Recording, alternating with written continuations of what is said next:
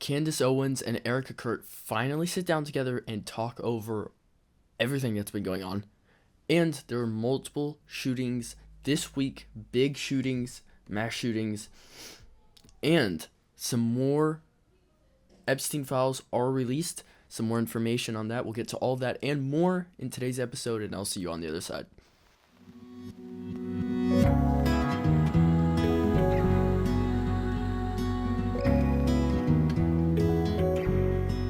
So firstly, obviously, a super big announcement was made earlier this week. Candace Owens and Erika Kirk were meeting. They were going to sit down. It went for about 4.5 hours. This was a meeting in Nashville.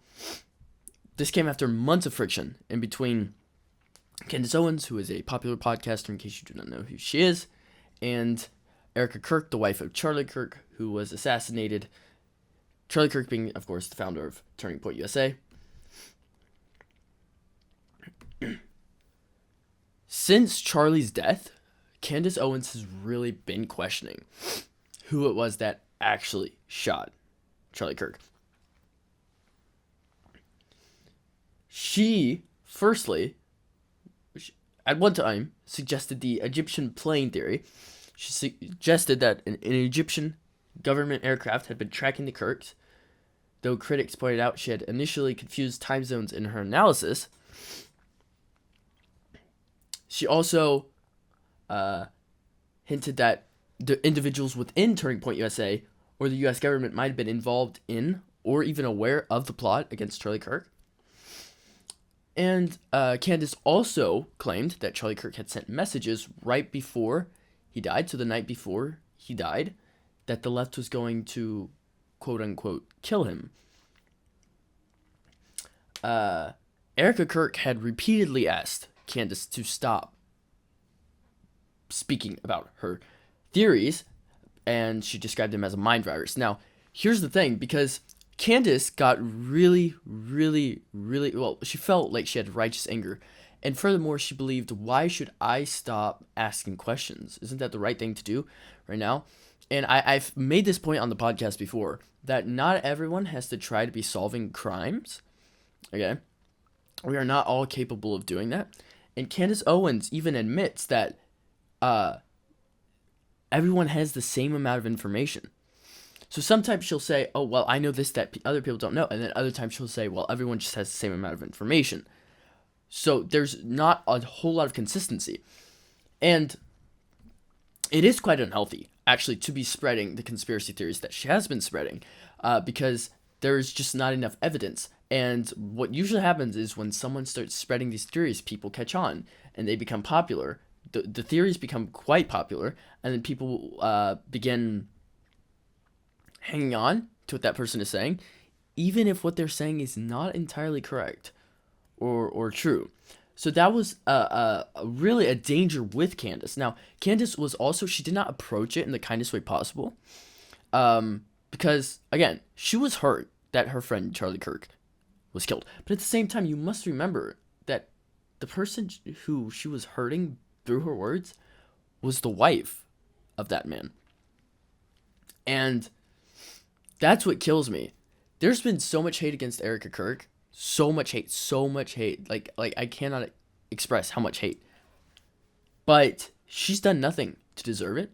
All she did was lose her husband. And that's what she gets in return for that. And I think it's very ridiculous, firstly. And secondly, if Candace wants to help, I would suggest going about it differently. And I understand the whole investigating. I don't think this is right. Obviously, you have the right to ask questions and everything. But there's a time and there is a place to do that. And at least the time is totally off. She should not have been doing that. Like, it was fast after Charlie passed. So, again, I don't think it's wrong to be asking questions, but I do think there is a right time to do that. Both Erika and Candace described the meeting as productive. Candace noted that they agreed much more than she had anticipated and that nothing was held back. Owens stated that Erika clarified several points previously described as miscommunications from TPUSA staff. Crucially, Owens claimed Erika confirmed that Charlie did send a message the night before his death, stating that, quote-unquote, the left was going to kill him. So that is an important moment right there. I watched Candace Owens' entire podcast episode after the sit down with Erika, and she claims that Charlie did not always send text, like it would be through Telegram, multiple things, and so Erika apparently just thought she was talking about text messages. So he looked through all his messages. Then she found it. So Candace claims that Erika did in fact find that message that he sent the night before his death. Of course, Erika has not confirmed this. We don't know, but we'll see in the future. Candace did not go back on what she said, however. Like, any of her allegations, any of her accusations, she basically stated on her podcast that while she felt better about her relationship with Erika, she still did not believe Tyler Robinson acted alone, and remained unconvinced, really, by the information provided by the TPUSA legal counsel. She said that, maybe they have tons of footage that no one's seen, UVA footage that no one has access to, and they clearly saw Tyler Robinson taking the shot, all sorts of things. And obviously, we all at some point want to believe that. We want to believe that there are FBI agents, that there are all sorts of people who have footage that we have not yet seen. But again, there were a lot of cameras turned off at the time, which is incredibly dangerous and suspicious. But we also do have very clear footage of Tyler Robinson coming down from the roof after the shot, of him limping away. Obviously, his fingerprints all over a weapon, which really seems to add up. But anyhow, despite the thaw, again, Candace Owens did not go back on her word, did not go back on what she said. Certain analysts have described the meeting as more of like an armed truce rather than a reconciliation. Erika Kirk reportedly brought phone records and a lawyer to the meeting to disprove specific claims. Now, Candace did admit that at the very beginning she did go a bit over the top, and here we have a video of her saying that. Check this out. Erika was very clear that they were sort of most upset with obviously a bit of a fever pitch, when I tweeted that it was a God-forsaken company and people should not give money to it. And I have to own that. That's aggressive. That is actually aggressive in the retrospect. I was very frustrated. And I don't know, I felt like we weren't getting any answers, and there were so many lies. And then I was getting attacked for asking all meaningful questions that was within their capacity to answer. And to a point, I even understand that. Like, I'm going to be totally honest with you. I even understand that. I understand being frustrated at the time. I understand, there are a lot of emotions going through everybody at the time. That didn't excuse how she acted, and it's very nice to see her own that and accept that, yeah, I did go over the top with that statement. Calling TPUSA something that is not of God is totally berserk and ridiculous. That organization, Charlie Kirk's whole legacy was about bringing people to Jesus. You can't do that. Something he founded so based around Christ is not something that is not of God. So that was a totally out of place, out of line statement, which is very good to see her kind of own that. Go back to what she has said and apologize for what was wrong. And I think that was really good to hear. Obviously, she didn't apologize for everything, which I think there are some things I would still like to hear an apology for, because I think they were very ill-timed, very wrongly placed, but she did not. And as far as we know, it doesn't seem like a whole lot is going to be told to us about what happened in that meeting. And maybe we don't need to know, but it would be good to know at least if anything new was discovered. And lots of people are saying we may just have to accept that we will never fully know what happened, which is unfortunate, and I don't know, I have a hard time swallowing that and just accepting that. Like, I want to see if there's more, but again, there were a lot of cameras not not recording.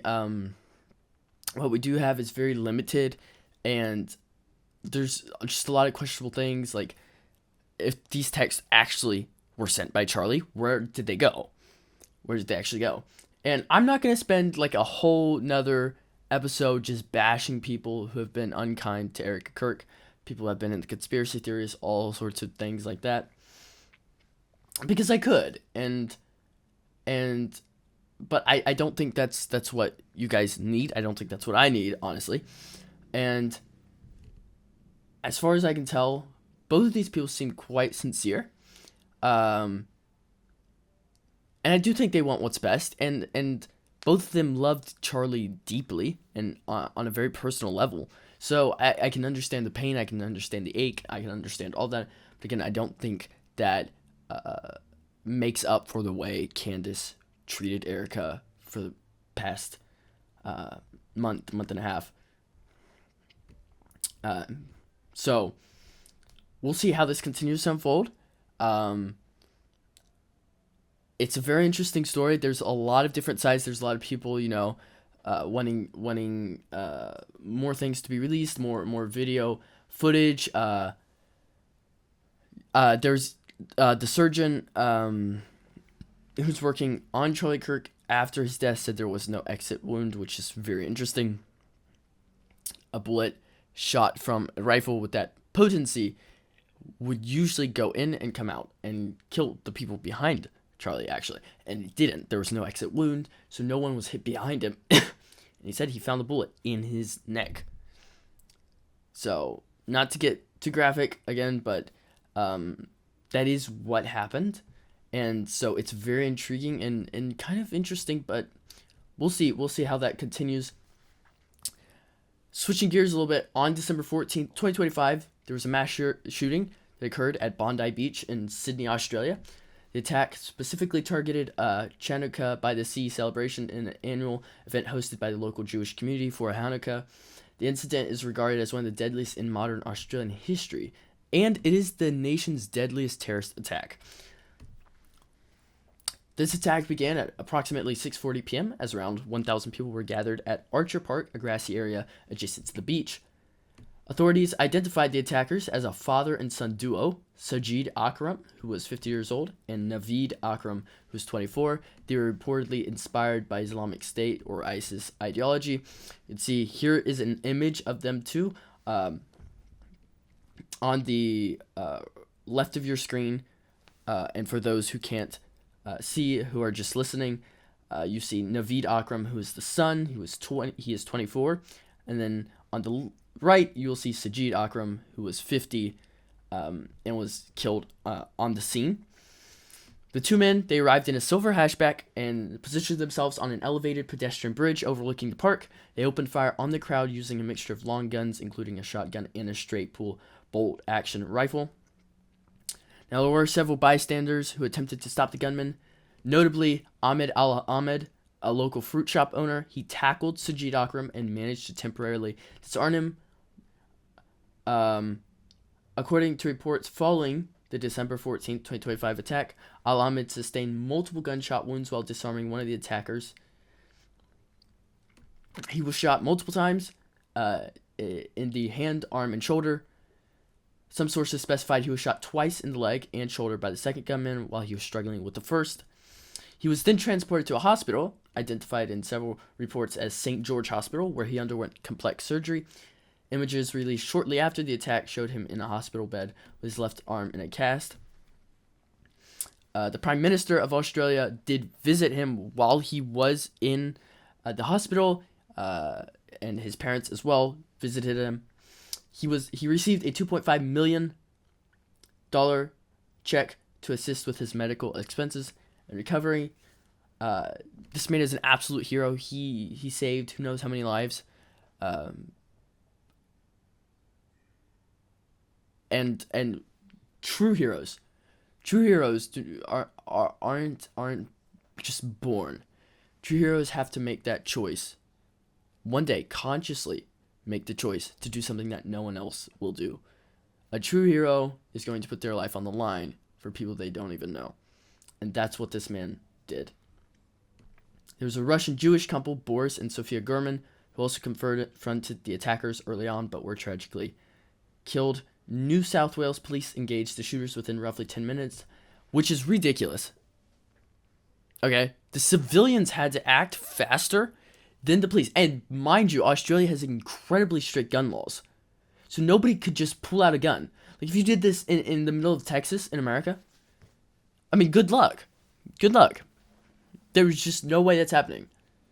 Multiple times, I've watched recordings of a potential church shooter walk into a church with a gun in a place where people own guns, and he is immediately disarmed. Men stand up all over the church building with guns trained on him. You're not going to see that in Australia, and that could have saved lives if people had guns, but didn't. And then the police, who do have guns and are supposed to use them and do their job, took 10 minutes.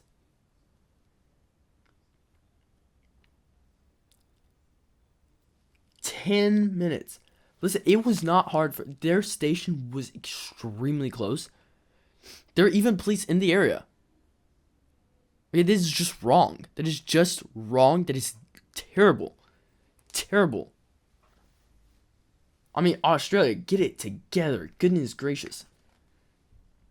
Just watching your people get mass slaughtered, the people you are employed to help and keep safe, and just watching them get slaughtered like that is just vile. There are 15 victims, plus one of the attackers. A 10-year-old girl was tragically passed away, and an 87-year-old Holocaust survivor also passed away. His name was Alex Kleitzman. More than 40 people were injured, including 2 police officers who were shot while attempting to stop the gunmen. Following the shooting, the police bomb squad located and safely removed 3 IEDs, or improvised explosive devices. There were 2 in the suspects' vehicles, and then there was 1 at the scene. The Australian government, led by Prime Minister Anthony Albanese, designated the shooting an act of anti-Semitic terrorism. And this is something I want to park on. This is why Muslims should not be allowed in America. I'm just going to say it to you straight up. And I don't care if this makes you mad. I don't care if this makes you frustrated, if you think I'm radical. I don't care what you think. Okay, this is Muslim ideology. This is Islamic ideology, okay? This is what the Quran teaches. You kill the unfaithful. That is what the Quran teaches. Okay, and anybody, especially Jews, you know how anti-Semitic Muslims are. Especially the Jews. You know they're going to be mass slaughtered. You are not supposed to let people like this in the country. You do not let people in your country that are going to destroy your country. It's not how it works. Okay, and Australia already failed miserably. And because of that, a tragedy like this happens. 15 people were killed. 15. For what? Their beliefs. That's why they were killed. By some radical terrorists. And yeah, let's just let anybody we want into any country. Okay? I'm done with the idea that Muslims are just peaceful people. Okay? We've seen it way too many times. They are not peaceful people. Okay? They procreate faster than any other race. And teach their kids these things. This is absolute propaganda.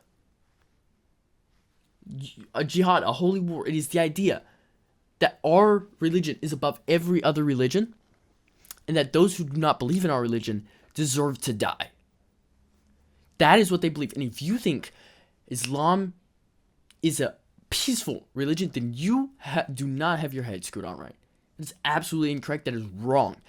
And it's terrible because people do believe that. People believe that Islam is just some peaceful, love everybody. No, it's not. Okay? Letting these people into America is going to corrupt the system. They already admit that, yes, we want to take over. That is our goal. No. Western civilization must hold out a hand of defense against these people. and say, no, you are not coming into our country. Look what they just did in Australia. Look what they just did. This is not peaceful.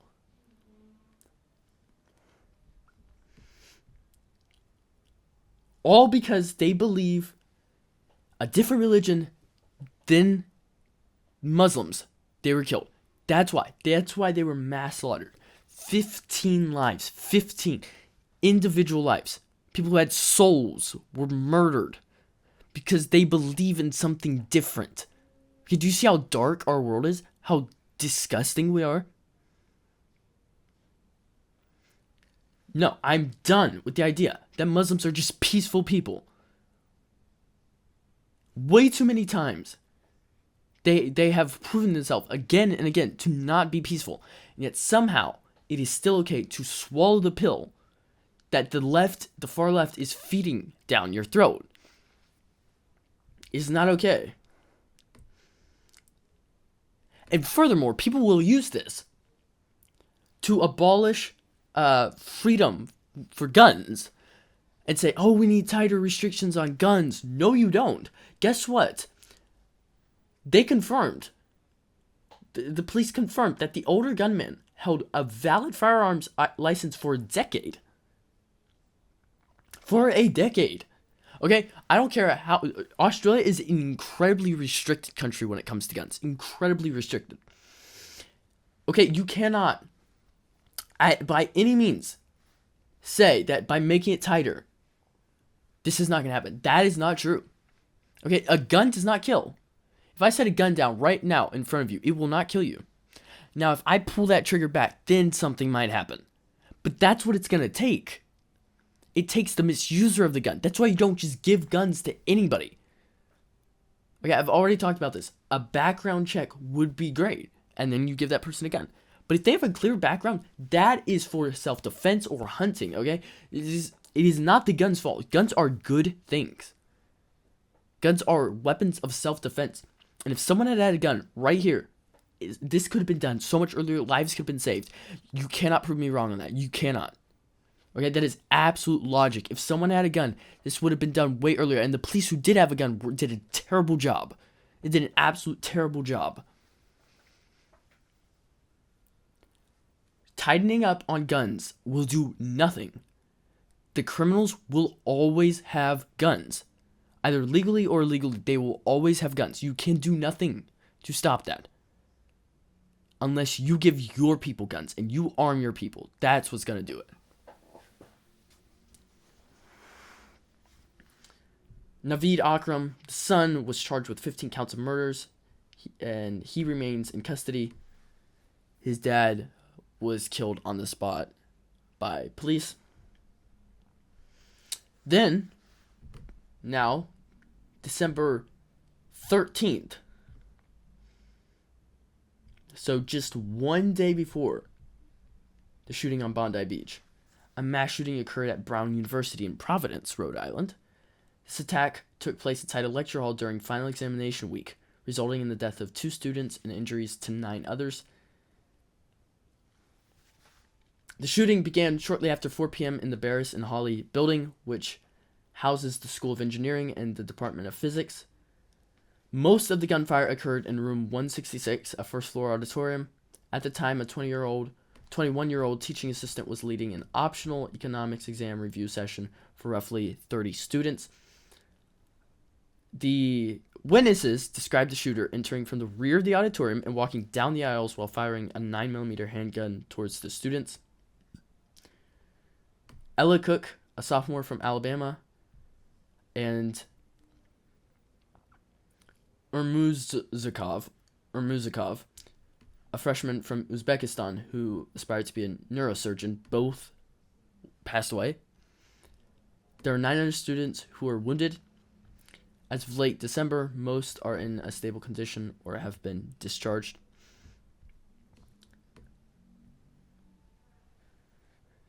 This is vile. This is unnecessary. This is not the solution. This is our world. You are watching our world get worse and worse and worse. You're watching it as we speak. We are in the middle of watching that happen.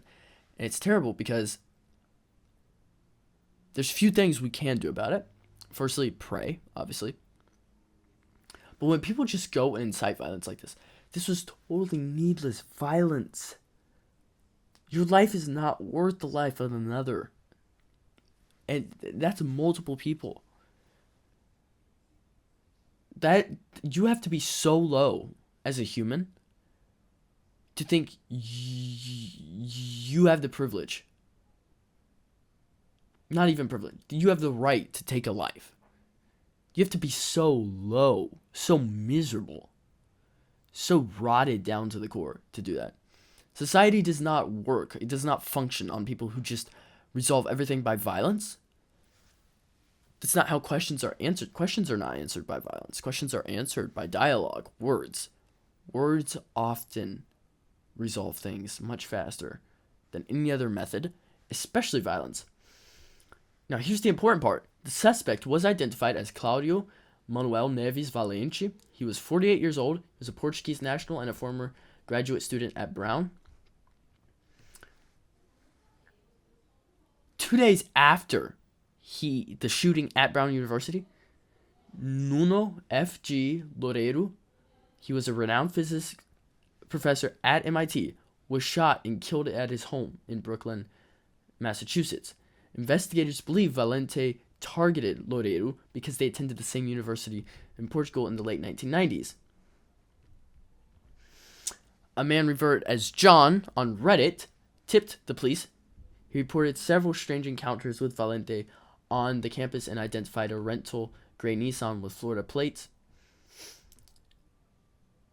Authorities tracked Valente to a storage facility in Salem, New Hampshire on the evening of December 18th.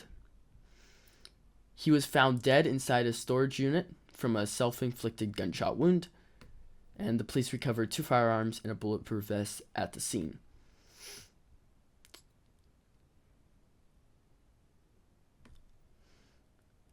An official motive for this has yet to be found, but they have found that the professor that Valente murdered, Nuno Loureiro,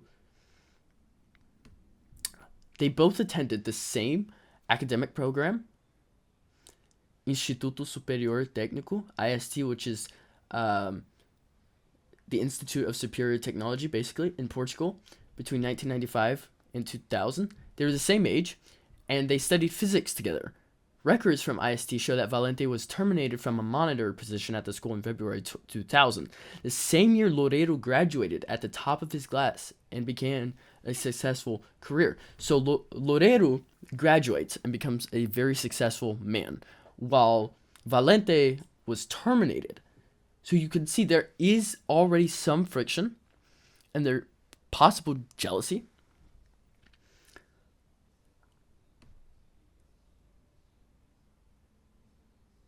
So this leads to speculation of like a decades-long grudge or professional jealousy against Loureiro.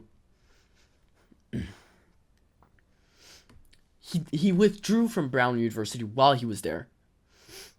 Never finished it, and it is interesting because Valente would have spent most of his time in the building which he entered and did the shooting while he was a physics student. So it was like he targeted a place of personal significance to himself. And this just seems to be a man who randomly decided that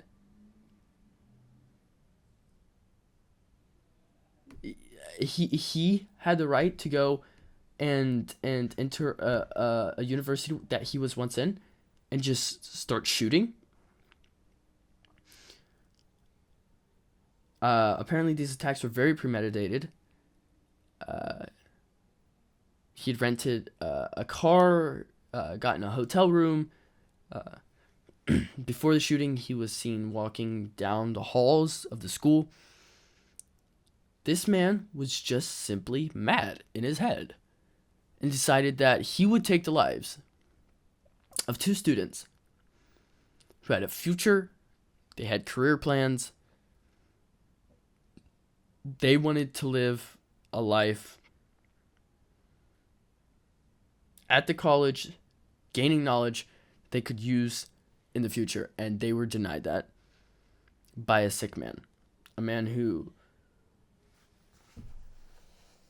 again thought he had the right to just take life like that. And it's absolutely repulsive. Again, tightening down on gun laws, anything like that will really do nothing to prevent this. That is not a good move.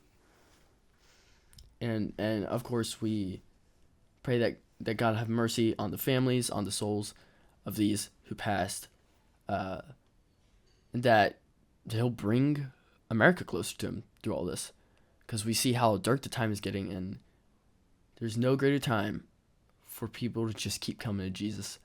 Lately, we've had so many people turning to Jesus, big name people we would never have expected. And why? Because God's using the stuff that hurts. God's using the stuff that really pains us and makes us doubt what he's doing. And he just totally changes it for the best. And that's one of the things I most love about God, is that he'll take everything we doubt, everything that we think is the worst possible way it could go, the worst possible way our story could go, and he just makes it great. And he does it all the time. The U.S. Justice Department just began releasing a major batch of Jeffrey Epstein files on December 19th, which is today, the day I am recording, not the day you all be watching. This meets the deadline set by the Epstein Files Transparency Act signed by President Trump on November 19th, which was a 30-day plan, within 30 days. These include unclassified records, communications, investigative materials on Epstein, Ghislaine Maxwell, and associates, such as flight logs, emails, financial records, and victim interviews. So what are the contents? Let's get into what are the contents. So firstly, for you, those of you who don't know the story, because I'm sure most of you, if not all of you, do, and also I want to keep this show moderately, I definitely want to keep it family friendly, so I'm gonna try to use proper vocabulary. This is a challenge segment, Elijah. Let's see if we get through this. Basically, Jeffrey Epstein was a not so good man. He was very rich, not so good man, and he had an island which you do not want to go to. Now, if you were sent to that island, you had a terrible time, and he was a bad man, and he did bad things. And there are victims who want justice. And turns out, well, let me just read here. The documents cover federal investigations, plea deals, non-prosecution decisions, and Epstein's 2019 custody death. So he died. The question always has been, firstly, where's the footage of the time he died? Because there was a whole minute disappearing from that footage.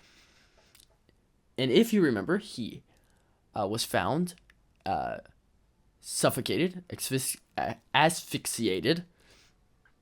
And the question was, did someone kill him or did he commit suicide? Everyone was, freaking out about that.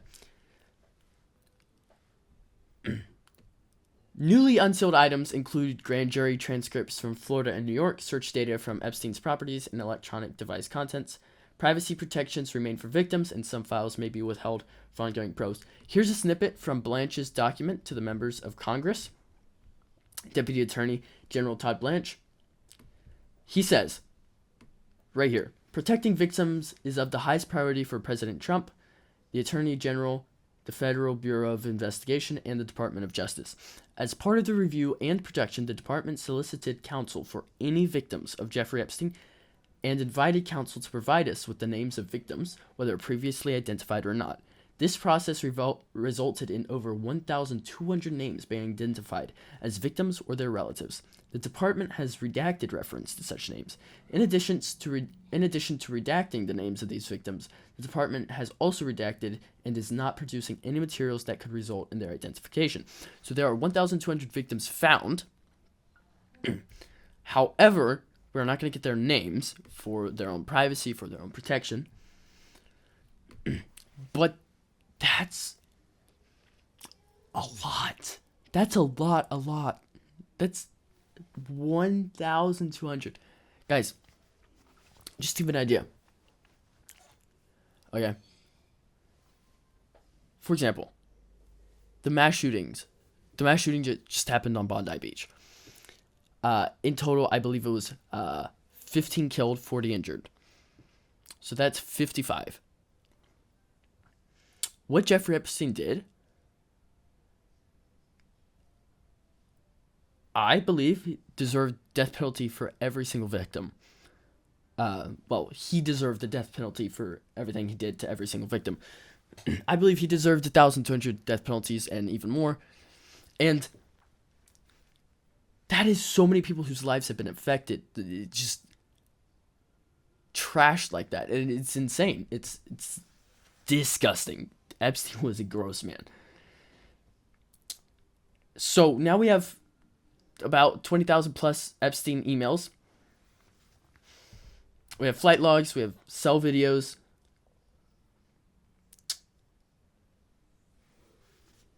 Of course, Trump got bipartisan support when the Dems were freaking out about incomplete disclosure. So Trump got bipartisan support from both aisles, and finally signed this Transparency Act to get everything to the American people about Jeffrey Epstein. And we'll see how this unfolds. There's been photos released of Clinton with Epstein, of Trump with Epstein, but again, rich people mingle with rich people. So rich people's faces are going to be with other rich people. Trump, obviously, super influential in the money world. So it's actually pretty easy to understand why he might be on there. Why he might have his photo with Epstein. Not everyone knew what Epstein was doing. So photos were also released of Epstein's rooms. So again, it's all very interesting, very terrible, very horrifying. It's got a nightmarish quality to it, and we'll definitely be seeing what else happens in the future. But that is it for today. Thank you guys so much for watching. I appreciate you guys so much, and I will see you all in the next one. God bless.